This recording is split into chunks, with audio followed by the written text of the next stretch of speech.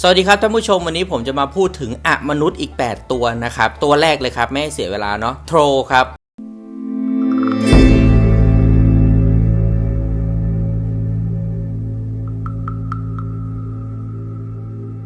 เป็นยักษ์ชนิดหนึ่งครับแต่ไม่เหมือนยักษ์ที่เราคุ้นเคยกันแม้แต่น้อยครับเพราะมนุษย์ชนิดนี้ออกแนวแบบทึ่มๆนะครับโสโครกยิ่งตัวใหญ่เท่าไหร่สมองยิ่งเล็กเท่านั้นครับโทส่วนใหญ่เนี่ยทำทุกอย่างตามสำนึกคล้ายสัตว์ครับโหดร้ายนะครับกักขระไม่สามารถคาดเดาพฤติกรรมได้ครับเชื่อกันว่าโทเนี่ยมีถิ่นกำเนิดในสแกนดิเนเวียครับถิ่นอาศัยของมันอยู่ตามถ้ำลึกในป่าเขาหรือบางทีก็หนองน้ำชื้นแฉะทางแถบยุโรปเหนือครับแต่ต่อมาเนี่ยชาวสแกนดิเนเวียเนี่ยอพยพมาสู่อังกฤษโทก็ตามมาด้วยจึงอาจจะพบโทได้ในอังกฤษไอร์แลนด์ครับนอกจากยุโรปตอนเหนือซึ่งเป็นถิ่นกำเนิดด้วยเหตุที่มันอพยพไปตามถิ่นต่างๆก็คือโทเนี่ยแบ่งแยกชนิดของตัวเองด้วยครับเป็น3อย่างความเชื่อของแต่ละท้องถิ่นครับอย่างแรกคือโทภูเขาครับพวกตัวใหญ่ที่สุดและดุร้ายที่สุดผิวสีเทาซีดหัวล้านครับ2ครับโทป่าตัวย่อมกว่าตัวแรกครับตัวเล็กกว่านิดหน่อยเพื่อเดินทางแบบเบาตัวครับผิวของมันเนี่ยสีเขียวอมเทาครับบางตัวมีผมสีเขียวหรือน้ำตาลแห้งหยาบเหมือนขนสัตว์นะครับ3ครับ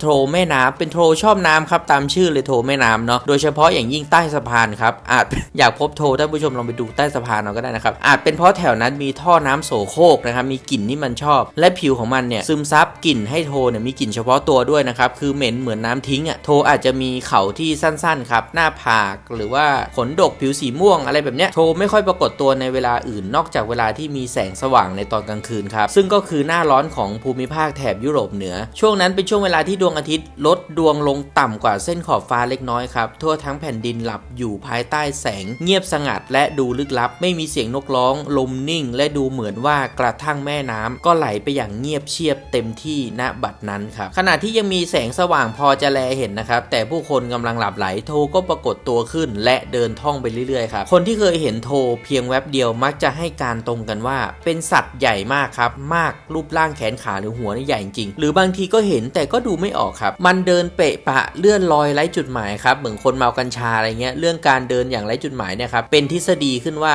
มันโศกเศร้าข้ามควรถึงบรรพบุรุษของมันหรือเปล่าซึ่งครั้งหนึ่งเคยค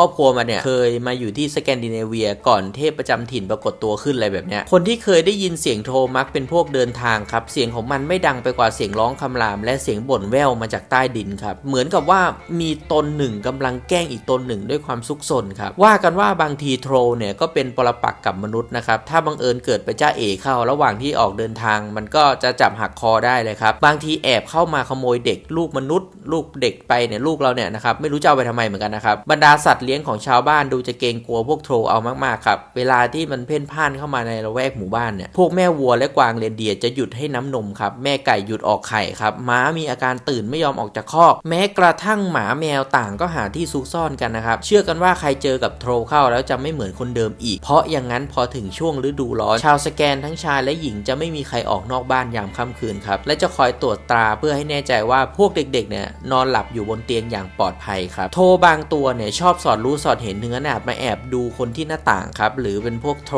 สตอกเกอร์อะไรผมว่านะครับและบางทีก็ยื่นเข้ามานะครับยื่นมือยื่นแขนเข้ามานะครับคว้าเอาคนในบ้านไปก็มีครับวิธีป้องกันที่ดีที่สุดก็คือปิดหน้าต่างและประตูทุกบานครับลงกลอนให้แน่นหนาลูดม่านให้มิดแล้วนอนให้หลับสนิทไม่ต้องกังวลใดๆนะครับแค่รอให้แสงแรกแห่งอรุณมาถึงก็ขับไล่พวกโทกลับไปสู่ที่หลบซ่อนของมันเองครับมันไม่กล้าอ้อยอิงอยู่จนพระอาทิตย์ขึ้นครับแค่โดนแสงหน่อยมันก็กลายเป็นหินแล้วครับก็ดูทางแถบเหนือของเกาะอังกฤษครับมีก้อนหินใหญ่เรียงกันเป็นแถวเยอะเลยครับชาวบ้านเชื่อแล้วครับว่านั่นก็คือโทที่โดนแสงแดดแล้วร่างกายเป็นหินตัวที่2เลยครับเปิดกันด้วยตัวใหญ่ๆก่อนเลยนะครับก็คือตรงชื่อเลยครับยักษ์ครับยักษ์เนี่ยเป็นมนุษย์ประหลาดครับหน้าตารูปร่างของมันคล้ายมนุษย์แต่ตัวใหญ่กว่ามากๆครับยักษ์ก็มีความเชื่อตำนานโบราณหลายแห่งไม่ว่าจะเป็นตำนานกรีกตำนานชาวเหนือหรือแม้แต่ตำนานอินเดียหรือยักษ์อะไรแบบเนี้ยท่านผู้ชมยักษ์ที่ถือกันว่าเป็นเผ่าพันธุ์พวกแรกๆของโลกครับมีอยู่ในตำนานกรีกครับเป็นยักษ์ที่เกิดจากเลือดของยูเรนัสครับก็คือท้องฟ้านั่นเองเนาะที่ตกลงบนตัวไกอาก็คือแผ่นดินได้ผลผลิตเป็นพวกยักษ์นะครับใจแกนนิสแต่พวกมันก็โดนโยนลงขังในนรกทาทารัสครับยักษ์วงนี้ต่อมากลายเป็นตัวสร้างปัญหาจนกลายเป็นสงครามที่เรียกว่าใจแกนโตมาคีครับกับอีกพวกคือไซคลอปยักษ์ตาเดียวที่ช่วยซูธทำสงคราม นะครับมาต่อครับส่วนยักษ์ที่จะเล่าตอนนี้เป็นยักษ์ที่เชื่อมกันระหว่างกรีกตำนานเมืองอังกฤษโดยตรงครับเรื่องมาจากตำนานแห่งราชาอัลเบียนครับเรื่องเล่าว่าในท้องถิ่นอัลเบียนเนี่ยเดิมทีมียักษ์เป็นผู้คุ้มครองอยู่นะครับมันชื่อว่าก๊อกมาก๊อกครับชื่อตลกมากเลยครับถ้าท่านผู้อ่านไปเจอที่ไหนนะครับชื่อก๊อกเนี่ยอะไรเงี้ยก็อย่าแปลกใจแล้วแต่สำนวนในตำนานนะครับเป็นยักษ์ใหญ่จอมอิทธิพลในยุโรปโบราณครับและเป็นผู้นำหมู่ยักษ์สัญชาติอังกฤษซึ่งนับว่าเป็นจำนวนน้อยลงเรื่อยๆจนเหลือแค่20ตนเท่านั้นนะครับอยู่แบบนิวาสถานณเกาะอัลเบียนครับก๊อกมาก๊อกกับยักษ์ที่เหลือเนี่ยครับช่วยกันปกป้องเกาะแห่งนี้ไม่ให้ผู้ใดล่วงล้ำอาณาเขตมานานแสนนานของมันครับใครจะกล้ามาในเมื่อก๊อกมีรูปร่างสูงใหญ่ขนาดนี้ครับคือสูงถึง12คิวบิตนะครับมีพละกำลังมากมหาศาลเลยครับสามารถถอนต้นโอขึ้นมาแกว่งเล่นได้เหมือนไม้กระทาอะไรแบบนี้เรื่องนี้ดังจนกระทั่งบรูตัสบุรุษโทรจันกับพวกเดินทางมาถึงครับบรูตัสเนี่ยก็ไม่ใช่ใครอื่นไกลนะครับเป็นชนชาวกรีกตามตำนานไม่ได้บอกว่าเขาเป็นวีรบุรุษแต่ประการใดกลับบอกว่าเป็นผู้ถูกเนรเทศจากกรุงทรอยโทษฐานกระทำปิตุฆาตโดยไม่ได้ตั้งใจครับก็เลยต้องแบบออกจากบ้านมาพร้อมกับคอลิเนสคนบ้านเดียวกันและมีชนักติดหลังเหมือนกันเปียบเลยครับทั้งสองชวนลูกเรือได้จำนวนหนึ่งครับเดินทางมาสู่เกาะอัลเบียนแห่งนี้จะยึดครองเอาแผ่นดินนี้สร้างบ้านแปลงเมืองให้ตัวเองโดยไม่สนว่าใครจะเป็นเจ้าของอยู่ก๊อกมาก๊อกเจ้าที่ได้ข่าวเนี่ยผู้ล้ำถิ่นมาอะไรแบบนี้โกรธมากครับเล่นลุกลานกันง่ายๆใครจะยอมครับยักษ์ใหญ่เลยตีเกาะนะครับเคาะไม้ระดมสมัครพรรคพวกเข้าลุกไล่ทันทีนะครับพวกโทรจันเนี่ยใกล้ๆก็ตำบลทอสเนสใกล้ๆทะเลนะครับยักษ์มีเพียง20ตนเท่านั้นโห่ร้องตะลุยศึกนะครับบรูตัสเนี่ยเห็นหลังชนคอลิเนสไม่ไหวแล้วครับกระทั่งบริวารตามมาก็ช่วยกันสู้ยักษ์19ตัวถูกตรึงอยู่กับที่นะครับและถูกมนุษย์รุมฟันจนตายยกเว้นก๊อกมาก๊อกถูกจับมาให้คอลิเนสดังคำสั่งบอกล่วงหน้าครับคอลิเนสเนี่ยต้องการเอาชนะยักษ์ให้ขาวสะอาดครับแบบแฟร์ท่านผู้ชมเขาก้าวออกมารับมือกับก๊อกมาก๊อกผู้เป็นหัวหน้ายักษ์ปล้ำสู้กันเป็นพลวันครับก๊อกมาก๊อกได้ทีรัดคอลิเนสเนี่ยจนซี่โครงหักไป3ซี่สร้างความแค้นให้มากเลยครับคอลิเนสเนี่ยวิ่งดิ้นนะครับหลุดอะไรเงี้ยก๊อกมาก๊อกเริ่มวิ่งหนีเร็วที่สุดเท่าที่พละกำลังจะมีนะครับคอลิเนสก็ไม่ยอมแพ้วิ่งไล่ไปยันอีกชะง่อนของผานะครับก๊อกมาก๊อกไต่ผาหนีลงหาดเบื้องล่างคอลิเนสสังเกตเห็นหินชะโงกสูงที่อยู่เหนือจึงปีนข้างบนแล้วก็โดดทิ้งน้ำครับพุ่งถีบร่างยักษ์ก๊อกมาก๊อกนะครับเสียศูนย์ล่วงไปลงตรงผาครับร่างของมันโดนหินคมบาดเป็นชิ้นเล็กชิ้นน้อยเลยครับต่อมาหน้าผาตรงนั้นเลยเรียกกันว่าผายักษ์โดดหรือผาก๊อกมาก๊อกโดดจนทุกวันนี้ครับบรูตัสได้ครองเกาะอัลเบียนอย่างสมบูรณ์เปลี่ยนชื่อเกาะนี้เป็นบริเตนครับถ้าท่านผู้ชมเคยได้ยินนะแบ่งดินแดนภาคตะวันตกแก่คอลิเนสและเปลี่ยนชื่อทีนั้นเป็นคอนวอลครับตามชื่อของคอลิเนสเพื่อเป็นเกียรติที่เขาล้มยักษ์ได้ครับผมมาถึงตัวที่3กันบ้างครับเลเปอร์คานครับเลเปอร์คานเนี่ยเป็นคนแค่ตัวเล็กๆนะครับเป็นคนทำรองเท้าให้พวกแฟรี่เนาะแฟรี่ EP ที่แล้วเนาะชื่อเลเปอร์คานครับความหมายคือรองเท้าข้างหนึ่งมาจากคนที่มักเห็นเลเปอร์คานกับรองเท้าข้างเดียวที่เป็นอย่างนี้เพราะเขาต้องซ่อนอีกข้างหนึ่งไว้เพื่อความปลอดภัยในการหลบหนีอย่างคล่องแคล่วเผื่อมนุษย์ไม่เห็นอะไรแบบเนี้ยเลเปอร์คานเนี่ยเป็นคนแค่ที่นอนจำศีลอยู่ใต้ดินครับตลอดฤดูหนาวออกมาปรากฏตัวในฤดูร้อนเราจะรู้ก็ต่อเมื่อได้ยินเสียงค้อนทุบลอยมาในยามบ่ายนะครับอันซึมเศร้าในฤดูร้อนนั่นแหละเลเปอร์คานเนี่ยเป็นพวกที่มนุษย์สามารถเห็นได้ง่ายกว่าเทพหรือพูดอื่นๆครับคนที่เห็นเนี่ยสาธยายว่าเป็นเหมือนคนตัวเล็กๆหน้าตาใจดีครับแต่งตัวด้วยสีเขียวใส่หมวกสีแดงมีผ้ากันเปื้อนผืนเล็กๆผูกเอวและสวมรองเท้าแบบมีหัวเข็มขัดประดับครับที่พิเศษเหนืออื่นใดนะครับเลเปอร์คานรู้ที่ซ่อนสมบัติมากมายและมันยังเป็นพวกชอบเสาะหาด้วยครับอาจจะเป็นเพราะเหตุนี้ครับคนเลยอยากจับเลเปอร์คานมาถามที่ซ่อนเนี่ยยามใดที่ถูกคว้าตัวเลเปอร์คานจะคว้าขวดยาออกมาเป่าผงบางอย่างใส่หน้าคนที่วิ่งไล่จับครับกว่าคนนั้นจะจำเสร็จเลเปอร์คานก็หายตัวไปแล้วครับตัวที่4เลยครับเลดแคปครับนี่ก็เป็นพวกแคกอีกประเภทหนึ่งครับท่านผู้ฟังหรือจะให้ถูกน่าจะเป็นพวกเจ้าเลดแคปไอหมวกแดงที่ว่าเป็นกอบลินที่แสนชั่วร้ายชนิดหนึ่งน่าจะชัดเจนที่สุดครับเลดแคปอาศัยอยู่ในปราสาทพังๆและหอคอยล้างแถบชายระหว่างสกอตแลนด์กับอังกฤษครับหรือไม่ก็ในสนามรบเก่าที่หรือไม่ก็ที่ใดที่มีเลือดมนุษย์อะไรเงี้ยพวกหมวกแดงเนี่ยโยกย้ายที่อยู่ของมันบ่อยๆและไปง่ายครับเพราะไม่ต้องการพบกับนักล่าผีชนิดใดๆที่อาจนำความเดือดร้อนยุ่งยากมาให้อย่างไรก็ตามนะครับคนเดินทางท่องเที่ยวไปคนเดียวต้องระมัดระวังตัวด้วยนะครับก็คือพูดง่ายยิ่งเห็นกลุ่มหินแหลมรูปร่างคมคล้ายๆอยู่ใกล้กันเนี่ยยิ่งควรหลีกห่างครับนั่นอาจเป็นที่อยู่ของพวกหมวกแดงที่กำลังหาเหยื่อก็เป็นได้ครับกลุ่มหินแหลมรูปร่างคล้ายๆกันแบบอยู่ใกล้ๆกันอย่างเงี้ยครับท่านผู้ชมเลดแคปหรือพวกหมวกแดงเนี่ยสังเกตได้ง่ายครับท่านผู้ชมมันมีดวงตาใหญ่สีแดงเหมือนถ่านไฟครับและสวมหมวกสีแดงหากมันเข้าใกล้อาจจะเห็นว่ามันเดินเร็วอย่างน่าอัศจรรย์ครับทั้งที่มีรองเท้าบูทเหล็กสวมติดรองเท้าอยู่เป็นประจำใบหน้าเหมือนคนชรา าผมยาวขาวโพลนครับแต่มือของมันเป็นกรงเล็บนกอินทรีแทนที่จะเป็นมือคนธรรมดาเลดแคปเนี่ยจะคอยมองหาคนที่เดินอยู่ในความมืดนะครับลวงไปฆ่านะครับเพราะมันต้องการจุ่มหมวกลงไปในเลือดมนุษย์เพื่อรักษาสีหมวกของมันให้แดงอยู่เสมอแล้วทำไมมึงไม่ไปหาสีผสมอาหารวะเฮ้ยพวกมันสามารถควบคุมคนที่แบบแข็งแรงมากให้อยู่ภายใต้มนต์สะกดมันได้ครับวิธีเผชิญหน้ากับมันอย่างได้ผลมีวิธีเดียวนั่นคือตั้งสติให้มั่นครับอย่าตกใจควบคุมสถานการณ์ให้ได้แล้วระลึกถึงบทสวดสำคัญเพียงแต่กล่าวคำศักดิ์สิทธิ์นั้นออกมาครับร่างของเลดแคปก็จางหายไปในอากาศทันทีครับตัวต่อไปเลยครับท่านผู้ชมอาจจะเคยดูอนิเมะหรือ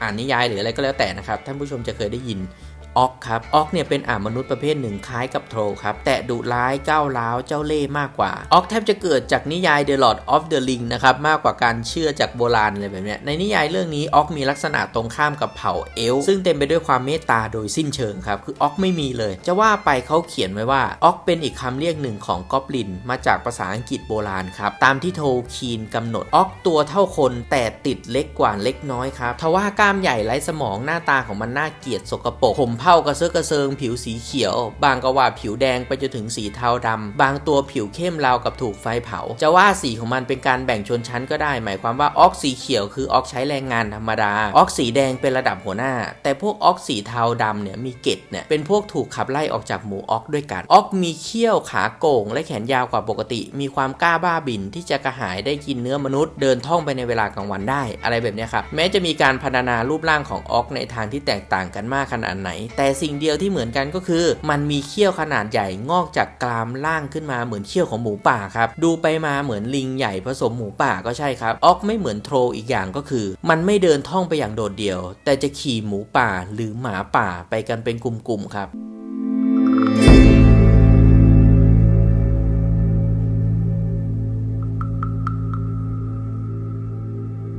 บต่อไปเลยครับใหญ่สลับเล็กแล้วกันเอลฟ์ครับเอลฟ์เนี่ยเป็นพูดดินอีกประเภทหนึ่งครับเป็นวิญญาณของป่ากว้างครับชอบอยู่ในป่าในถ้ำในพื้นดินหรือตามบ่อน้ำตามน้ำพุอะไรเงี้ยเชื่อกันว่าเอลฟ์เนี่ยเป็นพวกที่มีชีวิตยืนยาวมากหรืออาจจะถึงเป็นอมตะครับมีพลังวิเศษครับอย่างรู้และเฉลียวฉลาดเอลฟ์มีความแตกต่างในเผ่าพันธุ์นะครับเป็นพวกเอลฟ์เนี่ยอยู่ในอังกฤษเป็นพวกตัวเล็กเช่นเดียวกับแฟรี่พิกซี่พักกอบลินโรบินอะไรเงี้ยครับว่องไวซุกซนนะครับมักสร้างความรำคาญแก่มนุษย์การแกล้งให้การงานเสียหายบางครั้งบางคราวเนี่ยว่ากันว่าหายตัวได้ด้วยอย่างไรก็ตามครับเอลฟ์ต่างถิ่นเนี่ยต่างที่ก็ไม่เหมือนกันครับอย่างพวกที่อยู่เดนมาร์กและอยู่สวีเดนเอลฟ์ปรากฏร่างเป็นผู้ตัวเล็กมีปีกเหมือนแมลงครับแต่เอลฟ์ที่แตกต่างกว่านี้เป็นเอลฟ์ที่อยู่ทางยุโรปตอนเหนือพวกนี้แตกต่างกันมากครับมากกว่าพวกแรกเลยเพราะเอลฟ์พวกเนี้ยพวกหลังรูปร่างเหมือนคนปกติยกเว้นอ่อนเยาว์กว่าแค่นั้นเองครับสวยงามและหล่อเหลากว่ามนุษย์ปกติเอลฟ์สาวๆครับสวยหยาดเยิ้มจนหนุ่มๆเนี่ยเป็นมนุษย์คนไหนที่เห็นเนี่ยจะต้องใช้เวลาทั้งชีวิตเที่ยวตามหาผู้หญิงที่สวยเท่านี้ซึ่งก็ไม่มีทางพบอยู่แล้วครับเพราะว่ามนุษย์ก็คือมนุษย์นะทีนี้พวกเอลฟ์อยู่ทางยุโรปเหนือครับยังแบ่งเป็นเอลฟ์สว่างกับเอลฟ์มืดอีกด้วยครับท่านผู้ชมเอลฟ์สว่างมีฐานะรองจากเทพเชียวนะครับเป็นพวกที่อาศัยอยู่ในโลกที่เรียกกันว่าเอลฟ์ไฮม์เป็นดินแดนที่ใกล้เคียงกับฐานที่มั่นอัสการ์ดของปวงเทพแอซิดทั้งหลายครับอยู่บนฟ้าเหมือนกันครับเอลฟ์สว่างรูปร่างคล้ายมนุษย์แต่ดีกว่าเพราะจะหาเอลฟ์หน้าตาน่าเกลียดในสังคมนั้นเป็นเรื่องที่เป็นไปไม่ได้นะครับอย่างที่บอกไว้ตอนแรกเพราะหน้าตาดีเนาะส่วนใหญ่พวกนี้ไม่มีความสามารถอะไรโดดเด่นล่าเริงไร้แก่นสารไปวันๆและอายุยืนส่วนเอลฟ์มืดตรงกันข้ามกับเอลฟ์สว่างครับชัดเจนเลยเนาะหน้ามือเป็นหลังมือครับถ้าเอลฟ์สว่างมีรูปร่างปรากฏสวยสวยงามอย่างดวงอาทิตย์ตัวของเอลฟ์มืดก็ดำสนิทยิ่งกว่าเหวมันเป็นพวกที่ถูกแสงแดดไม่ได้ครับเพราะมันจะกลายเป็นหินที่อยู่ของเอลฟ์มืดคือสวาทิมฮามครับใต้ดินโลกมนุษย์เกือบถึงดินแดนของคนแค่ยังไม่ลึกเท่าโลกบาดาลเท่านั้นเองคุณสมบัติของเอลฟ์มืดแทบจะใกล้เคียงกับคนแค่ครับเพราะมีความชำนาญด้านโลหะด้วยถึงจะไม่เท่ากับคนแค่ที่แบบคนแค่เก่งช่างมากครับท่านผู้ชมทีนี้เรามาว่าเรื่องสังคมของเอลฟ์กันบ้างครับสังคมของเอลฟ์เนี่ยไม่ว่าจะอยู่ที่ไหนก็คล้ายกันครับคือสร้างขึ้นบนรากฐานประเพณีพวกนี้มีราชาเอลฟ์ซึ่งได้รับความศรัทธาสูงสุดจากพลเมืองครับมีทั้งขุนนางที่สืบสายตระกูลกันมาอย่างยาวนานนะครับมีชนชั้นสูงเหมือนกันเหมือนสังคมมนุษย์เลยเอลฟ์แต่ละเผ่าจะต่างกันไปตามลักษณะของแต่ละเมืองครับเช่นเอลฟ์เยอรมันบางทีให้ความช่วยเหลือคนแต่บางทีก็ให้ร้ายใส่ทำให้คนเยอรมันปฏิบัติต่อเอลฟ์ในเมืองของเขาเนี่ยอย่างระมัดระวังครับส่วนเอลฟ์อังกฤษเต็มไปด้วยความสุภาพเมตตาพวกนี้ไม่ชอบอะไรมากไปกว่าที่ได้ทำสิ่งดีกับมนุษย์นะครับเป็นมิตรเอลฟ์เป็นพวกเฉลียวฉลาดครับมีอำนาจในการมองเห็นอนาคตแต่มันมีนิสัยสนุกสนานชอบฉลองครับเต้นระบำกันตลอดคืนจนกว่าเสียงไก่ขันรับพระอาทิตย์อะไรแบบนี้ซึ่ง ซึ่งพวกเขาก็จะหายตัวไปเลยเชื่อกันว่าผู้ชายไม่น่าจะเข้าใกล้พวกเอลฟ์ในระหว่างที่พวกมันกำลังเต้นรำได้นะครับเพราะเขามีทางจะได้เห็นสาวๆเอลฟ์ซึ่งสวยมากเลยนะครับและเมื่อเห็นก็อยากจะตัดใจออกไปได้ยากเป็นต้องหลงเพลิดเพลินจนลืมตัวครับทีนี้พอเสียงไก่แว่วมาถึงนะครับครั้งแรกคนที่เข้าไปเต้นรำกับเอลฟ์จะหายไปพร้อมกับเอลฟ์เลยครับ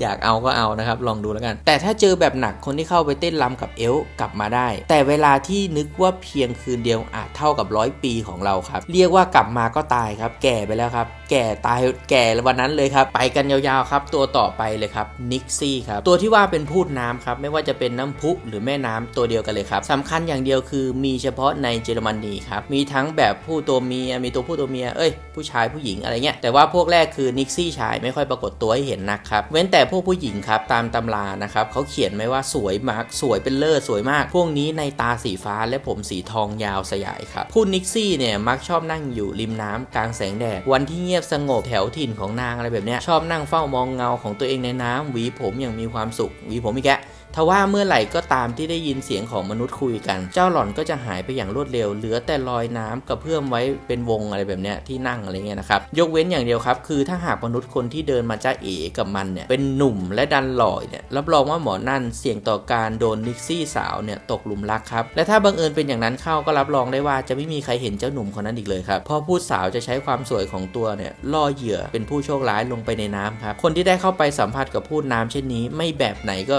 ไม่มีแบบไหนดีเลยครับพวกที่หล่อเกินไปนิกซี่ก็จับทำสามีซะส่วนใหญ่ครับพวกที่ไม่หล่อแต่พยายามแอบดูพูดน้ำของเนี่ยก็มีชะตากรรมอีกแบบคือไม่หล่อก็แพ้ไปนะครับคือสติจะไม่สมบูรณ์อีกครับถ้าคนไม่หล่อหากได้ยินเสียงนางพูดร้องเพลงให้ฟังเสียงของนางหวานวังเวงจนหวั่นไหวในที่สุดคนข้อร้ายคนนั้นก็กลายเป็นบ้าครับมาถึงตัวสุดท้ายกันแล้วนะครับกับปะพูดร่างแค้ของแหล่งน้ำญี่ปุ่นในลักษณะของมันเนี่ยคล้ายๆกับผู้ชายตัวเล็กๆครับร่างกายบูดเบี้ยวและแก้ผ้าบนหลังของมันมีกระดองเต่าติดอยู่กับปะมีกรงเล็บที่มีพังผืดระหว่างนิ้วมือและนิ้วเท้าครับตัวมันสีเขียวครับดวงตากลมจมูกแหลมเหมือนจะงอยปากนกครับกับปะของแท้นะครับต้องมีกลิ่นปลาเน่าลอยมาจากตัวนะครับท่านผู้ชมถ้าเคยดูอนิเมะที่ไหนแล้วรู้สึกว่ากับปะคู่กับปลาเน่าเนี่ยเป็นเรื่องที่มาจากตำนานเนาะแต่สิ่งหนึ่งที่แปลกที่สุดของตัวพูดแคะนี่คือบนหัวของมันมีรอยบุ๋มเป็นแอ่งตื้นมีน้ำขังอยู่เต็มเสมอตำนานเล่ากันว่ากับปะคือวิญญาณของผู้คนที่จมน้ำตายในแม่น้ำญี่ปุ่นครับแต่ถึงมันจะมีความเกี่ยวข้องกับมนุษย์อยู่มั่งกับไม่มีความปราณีสงสารมันจะเห็นมนุษย์เป็นอาหารอันโอชะคอยจ้องอย่างใจเย็นที่ริมน้ำครับให้คนหรือให้สัตว์เข้าใกล้มากขึ้นแล้วมันจะลากเหยื่อลงน้ำกดน้ำจนตายครับกดไว้แล้วจะค่อยๆกินจากข้างในมาข้างนอกโอ้โหสุดยอดวิธีหลีกเลี่ยงกับปะมีอยู่2ทางครับอย่างแรกคือต้องเฝ้ามองอย่างหวาดระแวงครับการปรากฏตัวของมันอะไรแบบเนี้ยพอมันโผล่พรวดขึ้นมาจากน้ำจริงๆให้รีบโค้งอย่างงามและสุภาพสุดๆครับเจ้าตัวกับปะซึ่งก่อนกลายเป็นผีเนี่ยคงจะเป็นสุภาพบุรุษเก่าก็จะโค้งต่อเฮ้ยน้ำที่ลอยอยู่ในบุ๋มหัวมันก็จะหกหมดทำให้กับปะหมดแรงฉับพลันครับมันจะต้องรีบคานไปตักน้ำใส่รอยบุ๋มที่หัวเพื่อให้มีแรงขึ้นมาใหม่เวลาช่วงนี้แหละครับหนีได้เลยครับวิธีหนีกับปะอีกอย่างหนึ่งคือให้หาแตงกวามาลูกหนึ่งครับสลักชื่อนามสกุลและอายุเสร็จแล้วคว้างลงแม่น้ำกับปะซึ่งชอบแตงกวาพอๆกับเนื้อสัตว์และเนื้อมนุษย์ก็จะรับเอาแตงกวานั้นไปกินและมันจะจำชื่อของคนที่กว้างแตงลงมาให้มันได้คนผู้นั้นก็จะปลอดภัยจากกับปะครับก็จบลงไปแล้วเนาะกับหลายๆตัวนะครับตั้งแต่ตัวเล็กตัวใหญ่สลับไปมานะครับชอบตัวไหนคอมเมนต์แลกเปลี่ยนกันได้นะครับถ้าผมพูดผิดพลาดประการใดก็ขออภัยมาณที่นี้ด้วยนะครับคอมเมนต์ติชมกันได้เนาะแต่ถ้าสนใจสั่งหนังสือเนี่ยจิ้มที่ลิงก์ใต้ description ได้เลยนะครับผมจะทิ้งลิงก์ไว้ให้เนาะทั้ง2เล่มนะครับอย่าลืมกดไลค์กดแชร์กด Subscribe แล้วก็กดกระดิ่งไว้ด้วยนะครับจะได้ไม่พลาดคลิปใหม่ๆเนาะสำหรับวันนี้ขอตัวลาไปก่อนขอบคุณครับ